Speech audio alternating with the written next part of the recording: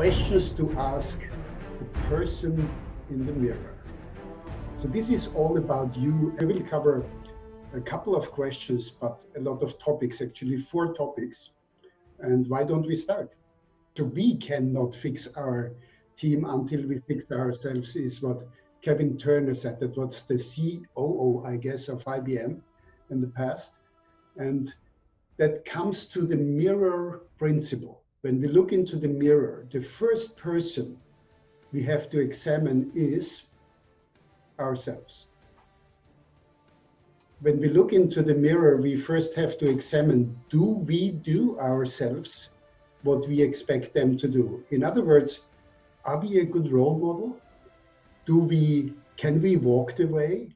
From a leader's point of view, when we have a vision and we cast a vision, I believe we have to be the role model to be able to go towards this vision. So we have to examine ourselves first and start with ourselves before starting with others. And the notes here are: the first person I must know is myself, and many that deals with awareness. And many people don't know themselves. I have a short note here for human nature seems to endow people with the ability to size up everybody in the world but themselves. So we always look to the others, but not to ourselves. And today we want to start with ourselves. Wonderful. You know what I found? I found from an author, Sidney J. Harris, who observed, if you are not comfortable with yourself, you cannot be comfortable with others. This is actually taken further even by one step by another quote, which said, if you do not believe in yourself, you will sabotage every relationship around you. So be your best friend first. So the first person who causes me problems is actually myself. Because if I don't like myself, if I have ideal pictures and I cannot forgive and such things, then I actually drive into problems, and that deals with self-honesty. I found a writing from the 11th century. May I try to read this to you? It says, 11th century, look at this. When I was young and free, my imagination had no limit. I dreamed of changing the world. As I grew older and wiser, I discovered the world was not change. The world would not change. So I shortened my sight somehow and decided to change only my country. But it too seemed immovable. As I grew in my twilight years, in one last desperate attempt, I settled for changing only my family, those closest to me. But alas, they would have none of it. And now, as I lie on my deathbed, I suddenly realize, if I had only changed myself first, then by example, I would have changed my family. From their inspiration and encouragement, I would then have been able to better the country, and who knows, I may have changed the world. Very good stuff. So it sums down, the first person I have to change is myself and improve myself on a continuous basis.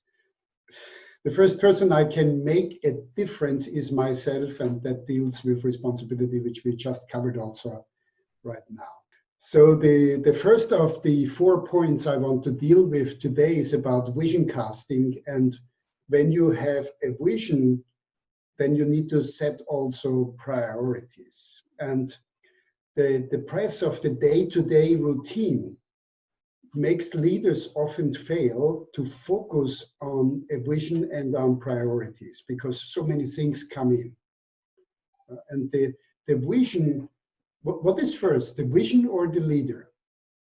If there is a compelling vision, but a bad leader, would you follow? Let me ask the first question to the person in the mirror. That's why we came today here together. The first question is, how often do I communicate the vision of my business? How often do you do this? I have here the 3C. If you have a vision, you have to communicate it clearly. You have to do it constantly, so it becomes a compelling vision, and you have to do it creatively in many different ways. Wonderful. So the first question was, how often do we communicate the vision? The second question to the mirror would be, have I identified 3 to 5 key objectives to reach that vision, to achieve that vision? Have I identified 3 to 5 activities and communicated them priorities to achieve that vision? Is the second very vital question, I believe, here. Absolutely. I guess was this the best in this mirror question? What is the best test if you have communicated and realized the vision is when you ask the people if they can verbalize the vision and what to do. If you ask them and say, what's the vision of your story house, for instance, and they would give you the answer which you have in mind, then you arrived with the vision. And then we can go into strategy and priorities. Before that, if they run in different directions, you don't have to set strategy yet. So we could go hours on that, but I will go a little bit when you come to time is an equal opportunity employer. We will go quickly through that because it would take us a lot of time to elaborate on this. Everybody gets 24 hours. You do, Bill Gates do, I do, so everybody the same. So 24 hours. The difference is how you manage. There is not such a thing like time management, but the difference between the real big guys and the winners and the loser is, can they focus on the right points? Rate the task in terms of importance.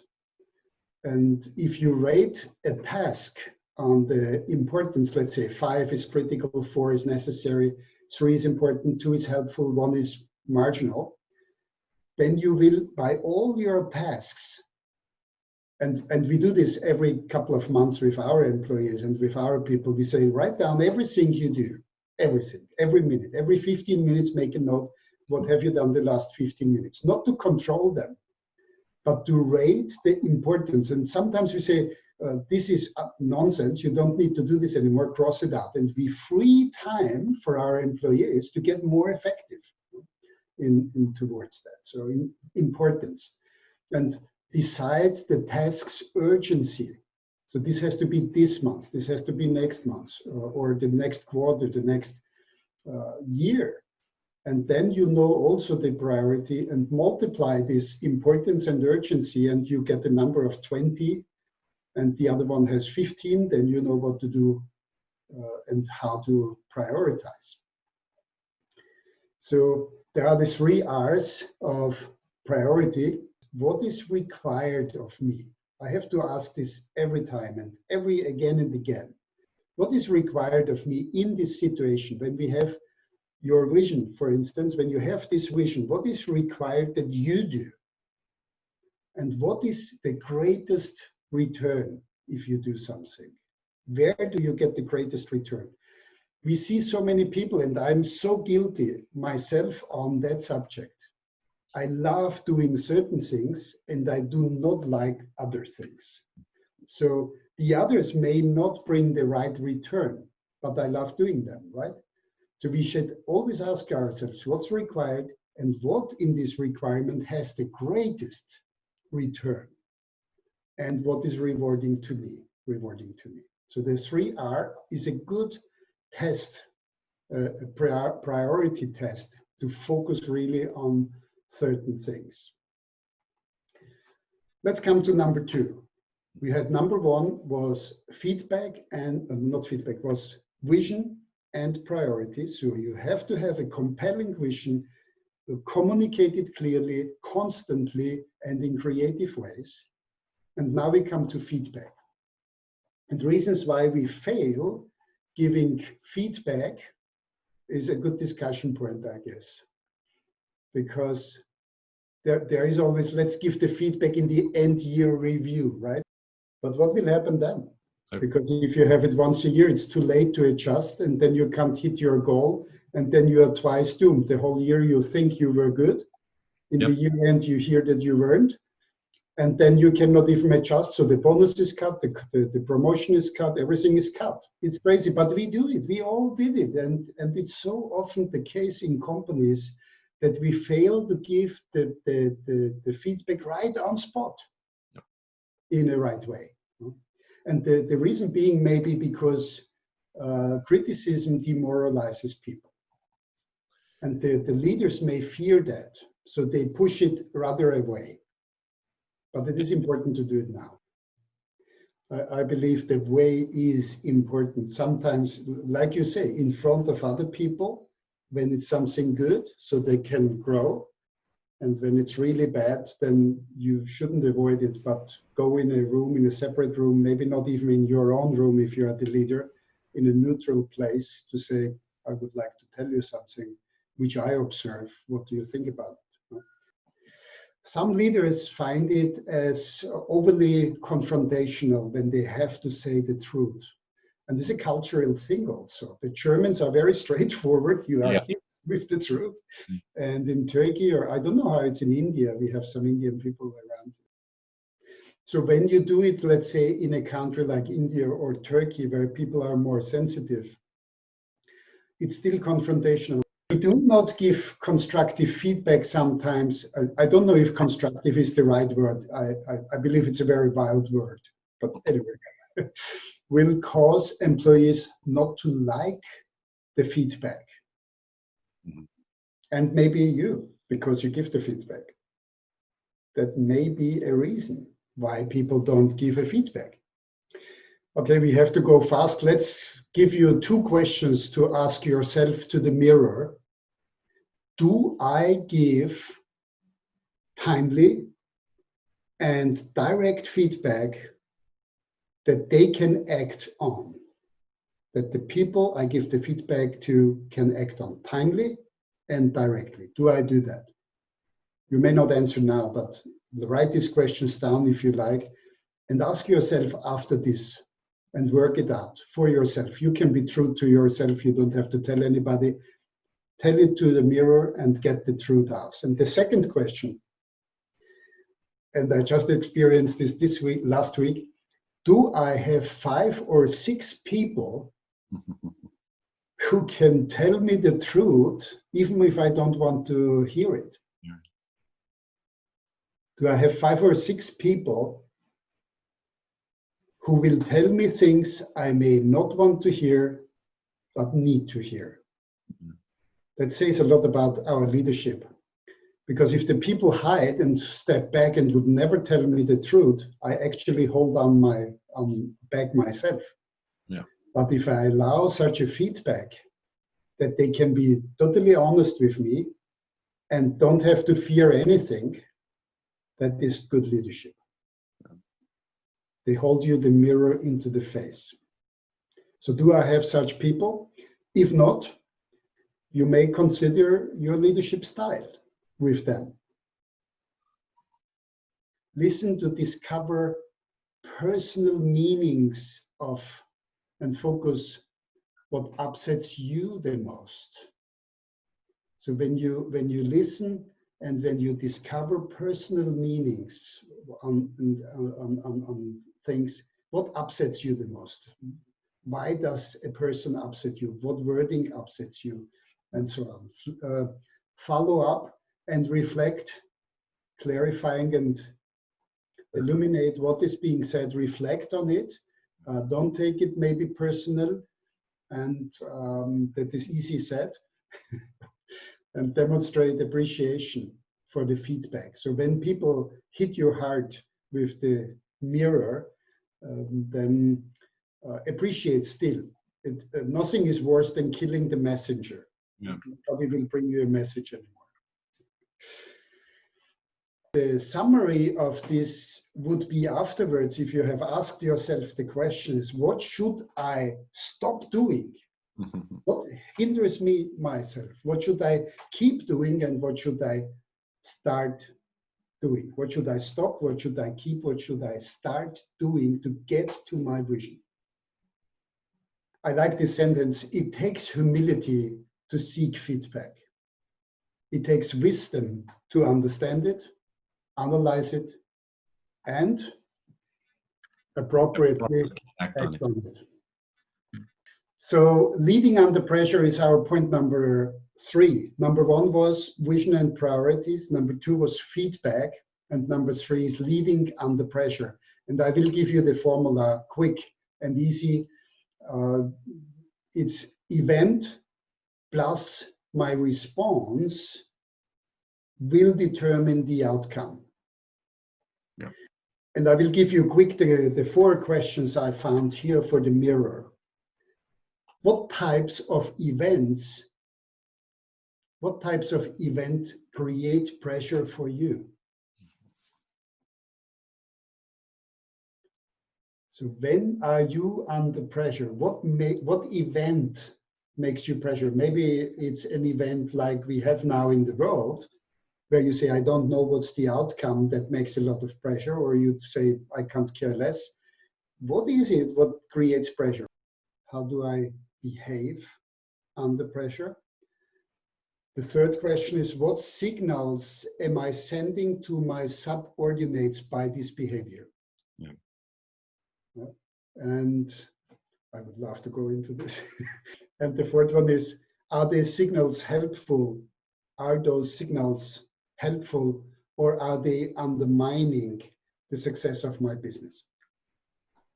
Attitude isn't everything, but it's the main thing that can make a difference in your life. To achieve the best outcome, this is a checklist. You can quickly write it and you can have a copy of that in the sidebar.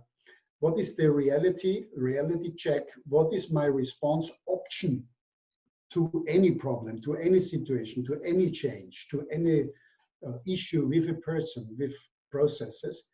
What is my best response? What is everybody response has maybe a similar response list, but your response is only your response. So what is your best response?